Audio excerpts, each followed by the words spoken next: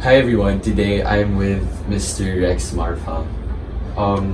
Sir Rex, can you tell us something about yourself? Like what you do?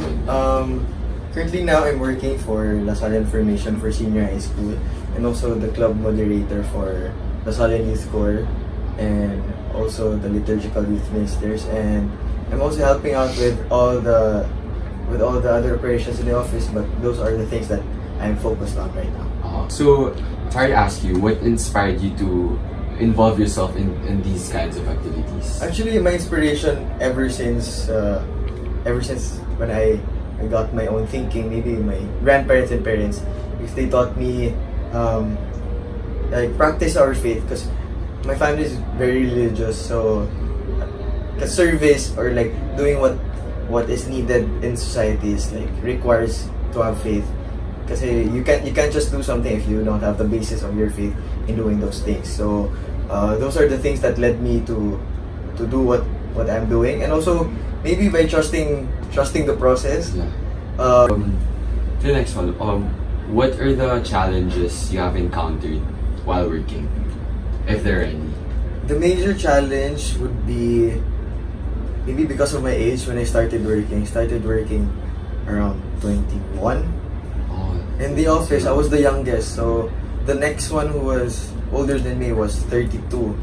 So the gap was really that big. So, and also other people from other offices, they were thinking, because you're still young, maybe you can't do as much. Eventually naman, I overcame it naman through being very effective in my work. Were there times wherein you lost your sense of passion in your work right now? Actually, very nice question.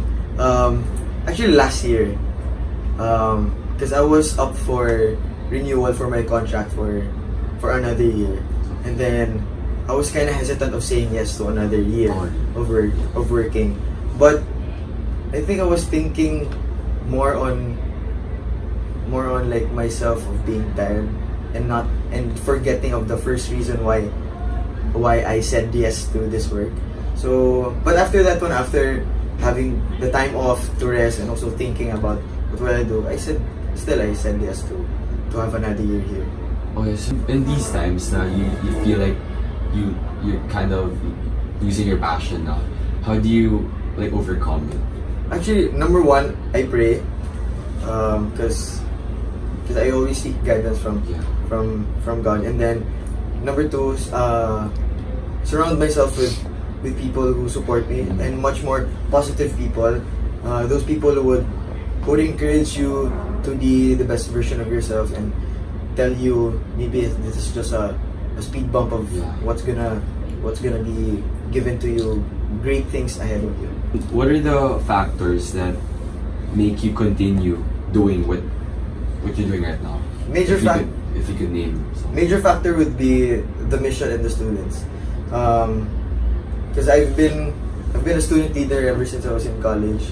Then up to here right now, I see the purpose of the mission of it's very effective, and it brings so much impact to the people that I work with and I work for, especially the students. And the students are also a big factor because they're my inspiration. Ika nga, di ba, like they say, like para kanino ka bumabangon. I think I can say like for my students, because it's not every day that you're given an opportunity to touch lives. To help them, especially because they're really in that critical stage of high school of thinking what to do, what course they would take, or even what school they would go to. So that's a very important part na I appreciate doing for them. How has your stay here in DLSU help you have a stronger manifestation of your faith and zeal for service?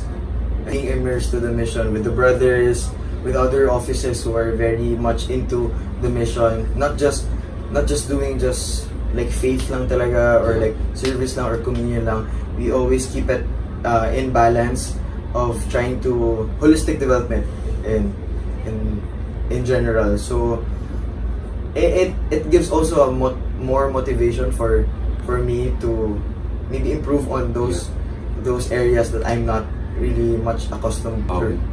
What are the tips and pieces of advice that you can give to people who are aspiring to become or to do like their specific service like as you're doing right now?